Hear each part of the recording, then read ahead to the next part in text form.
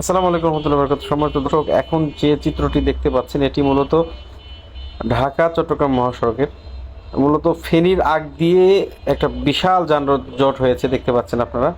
মোটামুটি যানজট, এই যে বিভিন্ন জায়গায় পানিগুলো দিয়ে এক সাইডে রাস্তা ফুল ডুবে গেছে, আরেক সাইডে কোনো জায়গাতে হয়তো বা উঁচু হয়ে গেছে, আবার কোনো জায়গাতে ডুবে গেছে। এরকমভাবে লালপুরের আগে অর্থাৎ লালপুরের হচ্ছে মোটামুটি প্রায় 10 কিলোমিটার আগে এই চিত্রটি নেওয়া। এবং দেখতে পাচ্ছেন চতুর্দিকে খালি পানি, বাড়ি ঘরের কোনো চিহ্ন সুদ্ধা নাই। এবং আশেপাশে যে যে স্থাপনাগুলো ছিল এগুলো প্রায় অর্ধেকেরও বেশি ডুবে গেছে। এই কারণে আসলে ঢাকা এবং চট্টগ্রামের যে চলাচল এটা খুবই ব্যাহত হচ্ছে। এবং আমরা জানতে পেরেছি যে একবারে বন্ধ হয়ে আছে, বিভিন্ন জায়গায় বিভিন্নভাবে পানি নিষ্কাশন না হওয়ার কারণে নানান সমস্যা হচ্ছে। তো সব মিলিয়ে আসলে আমরা যেতে পারলাম না। আমরা আসলে যাচ্ছিলাম ঢাকা চট্টগ্রাম থেকে যাচ্ছিলাম ইয়ের দিকে, বগুড়ার দিকে। এখন আমরা এদিকে যারা এইদিক রোড যারা ব্যবহার করবেন তারা অবশ্যই একটু চিন্তা ভাবনা করে আস্তে ধীরে বেরোন, কারণ রাস্তা এখনও ঠিক হয়নি এবং অনেক সময় লাগবে মেবি।